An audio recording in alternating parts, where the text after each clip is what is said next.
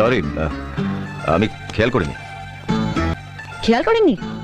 না মেয়েদের সঙ্গে অসভ্যতা করাটা আপনাদের ধর্ম? না মানে প্লিজ, আমি ভদ্রলোকের মেয়ে।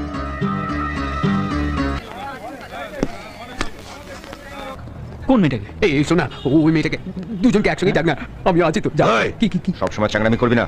আর ওই মেয়েটা, ওই যে সবুজ রঙের লং স্কার্ট পরা মেয়েটা। ও তো তিতলি। কি হয়েছে?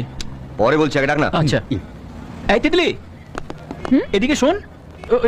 না মানে আসলে ওই please shut up. You shut up.